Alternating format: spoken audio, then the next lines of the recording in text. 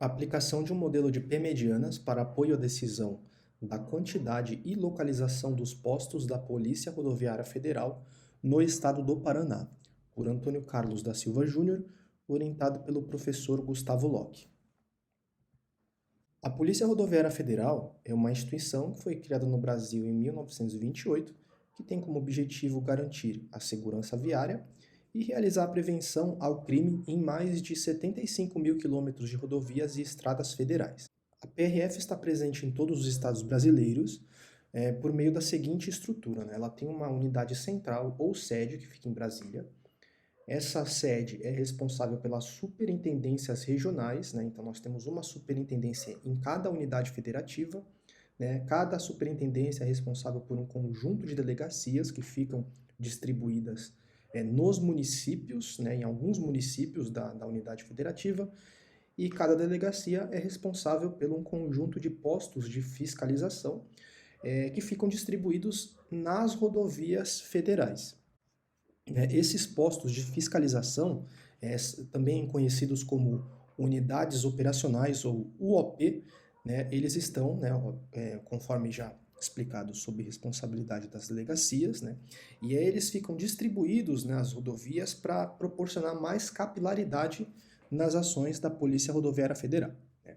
E caso ocorra um acidente relevante, já vou explicar o que a PRF considera como acidente relevante, né? Esse posto ele é responsável por designar uma viatura até o local do acidente. A Polícia Rodoviária Federal considera como acidente relevante quando um acidente atende pelo menos uma das condições listadas aqui, né? Caso o acidente não atenda nenhum de uma das condições listadas, qualquer condutor envolvido no acidente pode registrar a ocorrência diretamente no site da PRF. Ao longo dos anos, né, aqui a gente tem um levantamento desde 2005, né, o número de UOPs no Brasil variou para mais ou para menos pelos mais diversos motivos, né? Então, esses motivos podem ser simplesmente uma mudança de estratégia da PRF, ou já aconteceu também de trechos de rodovia estadual passarem a se tornarem federal ou vice-versa, né? E com isso, postos que estavam sob responsabilidade da Polícia Militar passaram para responsabilidade da Polícia Federal ou vice-versa, né? Então, assim, esse tipo de decisão elas são comuns, né? Com relação à contagem total no número de postos. E esse tipo de decisão de inclusão ou remoção de UAPs, elas implicam em consequências por longos períodos de tempo. E, além do mais, a distância entre as UAPs e os locais de acidentes pode impactar no tempo de resposta da Polícia Rodoviária Federal, ou seja, o tempo desde o recebimento de um chamado até a chegada no local do acidente, né, e, consequentemente, impacta no consumo de recursos públicos, né? Então, a quantidade de combustível utilizada, as manutenções nos veículos, o planejamento de efetivo, né, o aumento ou diminuição de efetivo, tudo isso é impactado pelas distâncias entre as UOPs e os locais dos acidentes ao longo do tempo. Então, a propósito desse trabalho é desenvolver uma ferramenta com potencial para minimizar o consumo de recursos públicos e de elevar, consequentemente, a qualidade do serviço prestado pela PRF à população, uma vez que o tempo que a PRF leva até chegar no local, ou seja, o tempo que o cidadão aguarda o atendimento da PRF, está relacionado com a qualidade do serviço prestado. Então, o objetivo dessa ferramenta é apoiar a decisão na determinação do número e da localização das UAPs no estado do Paraná, né? Então, o trabalho vai estudar somente o estado do Paraná, e essa determinação vai ocorrer por meio de um modelo de P-medianas. Bom, aqui no estado do Paraná, os dados foram levantados no intervalo de tempo de 2017 a 2020. Então, temos aqui levantadas as localizações das 38 UOPs, né, ao longo do estado, né? E agora, adicionando o histórico de acidentes nesse período mencionado, nós temos aí mais ou menos 33 mil acidentes. Obviamente foram feitas algumas algumas limpezas aí na base de dados, né? Alguns dados não muito coerentes foram removidos, mas em geral aí mais ou menos 33 mil acidentes, né? Então, assim, rodar um modelo de otimização combinatória para 33 mil pontos não é uma coisa assim trivial, né? Então foi feita uma discretização dos pontos, né? Ou seja, foi feita uma agregação pela média de acidentes, uma média mensal de acidentes, né? Essa agregação foi feita arredondando ali para uma casa decimal as coordenadas de latitude e longitude, então ali ficou mais ou menos, cada pontinho desse tem um erro aí aproximado de 11,1 quilômetros, né, e foi reduzido aí para 423 pontos agregados, o que tornou uma tarefa relativamente simples aí rodar um modelo exato, né, de otimização combinatória. Então, com base na frequência de acidentes, foi aplicado um algoritmo de agrupamento hierárquico, né, utilizando o método de Ward, que tem como objetivo minimizar as variâncias dentro de cada cluster. E com isso, né, analisando o dendrograma, chegou-se a 6 clusters, né? Então definiu-se um rótulo para cada um dos clusters, né, com base na frequência do acidente, então foi de muito raro a muito frequente, né? E com isso, o objetivo dessa clusterização foi definir uma distância máxima que um ponto de acidente pode estar da OP ao qual ele foi alocado. Então aqui um mapa com os clusters, né? A gente percebe que na região de Curitiba e aqui na região de Londrina e Maringá a gente tem a maior concentração de acidentes. E, bom, temos um modelo aqui, então, de P-medianas, né? Então, definindo os conjuntos, né?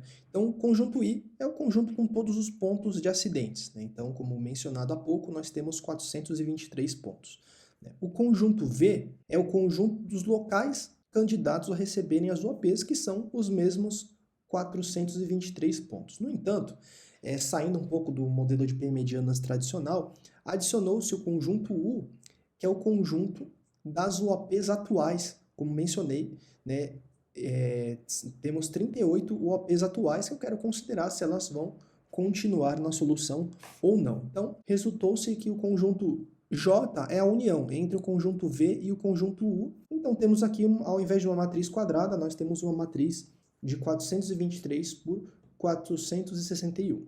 Como parâmetros, nós temos o HI, representa o histórico de acidentes, a quantidade de acidentes, né, naquele ponto, né? O DIJ é a distância em quilômetros entre o ponto do acidente I e o local candidato J, né? Então a gente calculou essa distância aí por meio da fórmula de Haversini.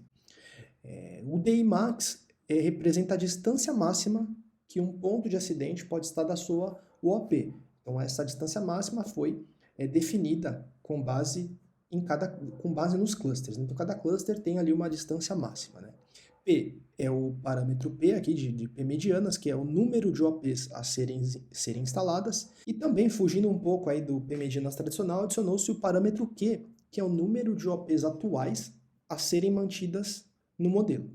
Variáveis de decisão, nós temos YJ, que é a variável binária que indica se aquele ponto é uma OP a ser instalada no ponto J, e o XJ é a variável binária que diz se o ponto de acidente I vai ser associado ou não ao OPJ. Aqui temos o modelo matemático, o objetivo dele é minimizar a soma dos produtos entre o histórico de acidentes e as distâncias, sujeito aos seguintes conjuntos de restrições. Esse primeiro conjunto, né, o objetivo dele é garantir que um ponto seja associado a somente uma única UOP. Nós temos o segundo conjunto aqui, a segunda restrição, na verdade, que diz que eu tenho que definir P medianas, né? P ou APs, né? Então, a soma total de YJ tem que ser igual a P, que é o parâmetro que nós vamos definir. E foi adicionada também essa outra restrição, que é para garantir um número mínimo de postos atuais, né, de OPs atuais na solução. O próximo conjunto de restrições está dizendo que um ponto de acidente só pode ser alocado a um ponto que foi escolhido como mediana. Temos mais um conjunto aqui que diz que a distância, né, de um que um ponto de acidente pode estar da sua mediana não pode ser maior que a distância máxima definida para aquele cluster. E por fim, aqui temos que as duas variáveis de decisão são binárias, né, são dicotômicas. Por se tratar de um modelo relativamente pequeno, né, foi possível executar esse modelo diversas vezes, né? Então, o primeiro conjunto de execuções considerou Q igual a zero, ou seja, não quero manter na solução nenhuma UOP atual, né? E com isso, variou-se o parâmetro P de 22 até 80, né? Por que 22? Porque com menos de 22 não encontrou-se solução factível, tá? E a curva azul é a função objetivo de fato. A curva laranja é o decrescimento percentual da função objetivo, né? Então a gente percebe que com Q igual a 40, né, o decrescimento da função objetivo deixou de ser tão íngreme, né? Ficou mais suavizado, né? Então a gente escolheu aqui com base na análise gráfica o parâmetro P igual a 40 e agora fizemos a variação de Q, que é o número número mínimo de UOPs atuais a serem mantidas na solução. Então, a partir de Q, aqui observe que o gráfico agora, o eixo Y está invertido, né? A partir de Q igual a 33, a gente passa a ter solução factível, né? E a gente percebe que o decrescimento percentual da função objetivo, a gente percebe que a partir de Q igual a 13, o decrescimento da função objetivo ficou mais suavizado. Então, guardem esse número P igual a 40 e Q igual a 13. Nesse mapa aqui, a gente tem a solução do problema considerando 40 medianas e não considerando nenhuma mediana atual, ou seja, nenhum posto atual na solução, né? Nós temos aqui uma função objetivo de 330 mil. Quando a gente considera 13 postos atuais, né? Vou mexer um pouquinho para vocês observarem o que muda na solução gráfica, né? A gente percebe que há um aumento aí de 1% na função objetivo e visualmente falando, não temos uma